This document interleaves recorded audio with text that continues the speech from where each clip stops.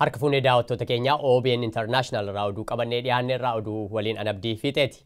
Gamtaan Afrikaa erga ambaasaaddarsaa kan United States aangorraa kaaseen as qeeqa jabaan isa mudate kan aangorraa kaafaman ambaasaaddarittiin gamtaa Afrikaa Chihomborii Kwaao dantaa Afrikaa irratti ejjennoo isaan qaban jabaadha jedhu deeggartoonni isaanii. Chihomborii Kwaao erga United States ambaasaadara gamtaa Afrikaa ta'uu muudamanii waggaa 3 kan darbee yoo ta'u akka CNN jedhutti nama United States baratan lammii Gaanaati. Ambaasaadar Chihomboriin ejjennoo isaan dhimma weerara Faransaay irratti qaban akkaan jabaa ta'utu himama. Xalayaan durataa koomishinii gamtaa Afrikaa Muusaa Fakiirraa onkololeessa 7 isaan dhaqqabe akka mul'isutti adeemsa seera koomishinichaa hordofuun muudama isaaniirraa kaafamuu isaanii eera. Otuu gara aangoo ambaasaaddarummaatti hin dhufiniin dura itti gaafatamummaa garaa irratti hojjechaa kan turan ambaasaaddarittiin dhiibbaa biyyootiin dhiyaa har'allee bifa imaammata alaa jedhuun Afrikaarraan ga'aatti jiran kan akkaan jabeessanii mormanii fi mormii isaanii kanas nama ifatti dubbachuuf hin sodaanne ta'utu himama. Allow me to highlight a few of the items in the Pact for the Continuation of Colonization, and I urge all of you to Google it.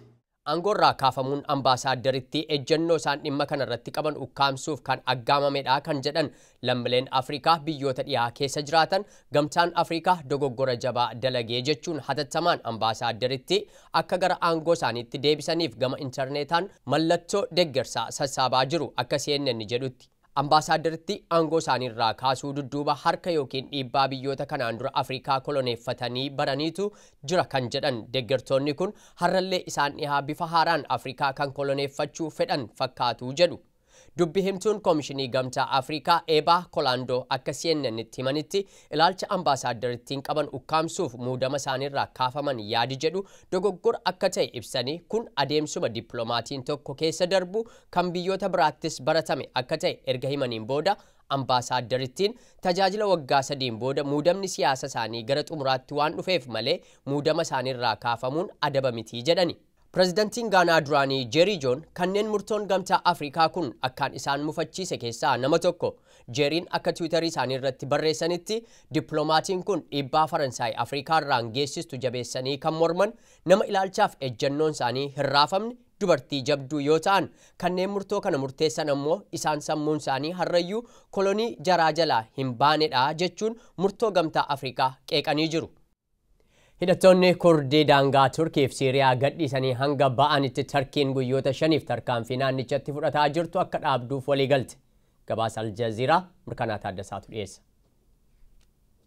Pireezidaantii ittaanaan United States Mike Pence Waashingtanii fi Ankaaraan waraana Tarkiin kaaba bahaa Siiriyaatti adeemsaa jirtu guyyoota 5 dhaabuuf walii galaniiru jedhan. Pireezidaantichi kana kan beeksisan erga pireezidaantii Tarkii Resiip Xayyib Erdo'an wajjin Ankaaraatti marii taasisaniin boodas jedhameera. Hanga loltoonni Kurdii YPG'n naannicha keessaa bahanitti Tarkiin kaaba bahaatti tarkaanfii fudhachaa jirtu akka dhaabdu waliif galleerra. Haleellaa dhaabuun Tarkii hidhata United States ta'uun garee ISIS fi ISIL haleelaa kan turan gareen Kurdotaa guyyaa 5 keessatti daangaa Tarkii fi Siriyaa kan Tarkiin iddoo naga qabeessa baqattoota Siriyaan keessa qubsiisa jettu gadi dhiisanii akka ba'aniif wabii ta'eera. Tarkiin daangaa ofii qaxxaamuruun garee shororkeessaadha jettu YPG kan garee Kurd biyya ishee keessa jiru wajjin hidhata qaba jettu onkololeessa 9 haleeluu eegalte. Akka hooggantoonni Tarkii jedhanitti kaayyoon sakattaa kana hidhattoota Kurd naannoo sanaa fageessuun naannoo naga qabeessa lammiileen Siriyaa miliyoonaan lakkaa'aman kanneen qe'ee isaaniirraa baqatan bakka qubatan mijeessuufi. Kaayyoon isaa kana ta'us tarkaanfiin Tarkiin fudhataa jirtu lammiileen lakkoofsaan kan duraarra caalan qe'ee isaaniirraa akka baqataniif gareen ISIS deebi'anii naannicha akka mannifatan taasisa jedhamee sodaatamaa tureera.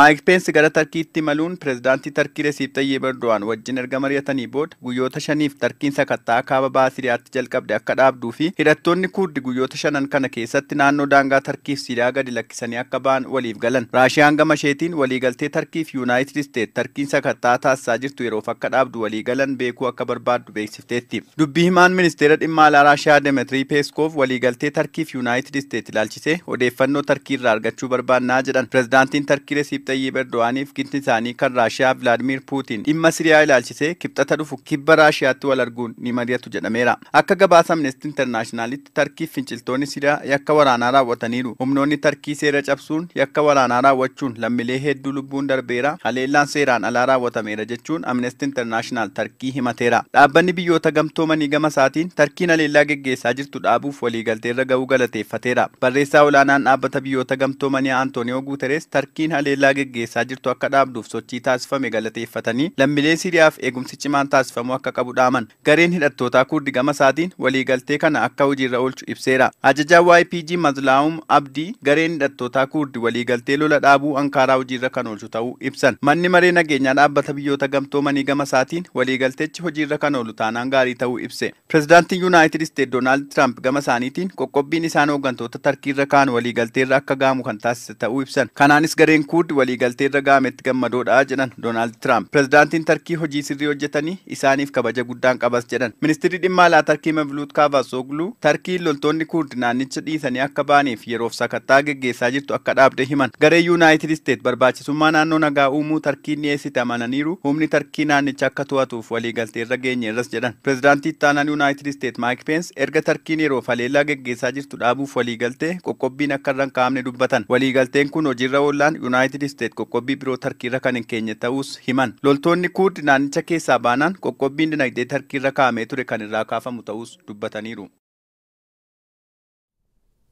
Guddinni dinagdee Chaayinaa hanga yaadameen gadi ta'uun himame. Guddinni dinagdee biyyattii kan kurmaana kanaa kan waggoota 26 darbanii waliin yommuu madaalamu isa gad aanaa ta'eera jedhan. Gabaasa The Economist Alamaayyoo Qannaatu qindeesse. Chaayinaa fi Yuunaayitid Isteet yommuu daldala irratti wal dhabdeerra jiran kanatti Chaayinaan guddina dinagdee gadi aanaa waggaa 26 darban argitee hin beekne ishee mudateera. Ragaan biyyattiin baastee akka agarsiisutti guddinni dinagdee Chaayinaa kan kurmaana kanaa 6% qofaan guddate. Kun immoo kan kurmaana darbeetii gadi ta'ee galmaa'eera. Akka gabaasa kanaatti erga bara 1993 Chaayinaan guddina dinagdee ishee kurmaanaan gabaasuu eegalte as kun guddina dinagdee isa gadi aanaadha. Gaazexaan The Economist akka gabaasetti biyyi dinagdeen addunyaa dursaa jirtu Yuunaayitid Isteetii fi sadarkaa lammaffaa qabattee kan jirtu Chaayinaan dhimma daldala biyya alaa irratti wal dhabdee dinagdee hamaa keessa seenanii jiru. Pireezidaantiin Ameerikaa Doonaald Tiraamp oomisha Chaayinaan gara Yuunaayitid Isteetitti ergiturra taarifa olaanaa waan ka'aniif fedhiin bittootaa gadi bu'eera. Kun immoo hooggantoota Chaayinaaf mataa dhukkubbii ta'ee jira jedhameera.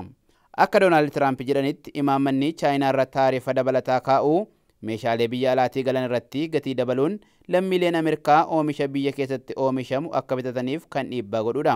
Hanga ammaatti Yuunaayitid Isteet taarifa doolaara biiliyoona 200 fi biiliyoona 96 meeshaalee Chaayinaa irraa galan irra kan keessa yommuu ta'u, Chaayinaanis oomishaalee Ameerikaa irraa biyya ishee seenan irra taarifa doolaara biiliyoona 100 ol kaa'uun haaloo baatee jirti.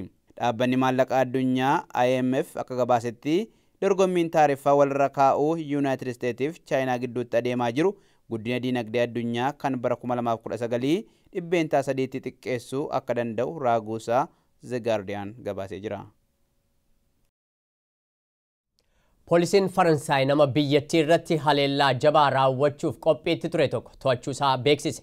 Ministeerri biyya keessaa Faransaay Christophe Castaner akka jedhanitti erga bara 2013 as Faransaay keessatti haleellaa akkaan jabaa ta'e raawwachuuf aggaammeen ture poolisootaan yoo fashalaa'u kun yeroo 60ffaadha jedhan.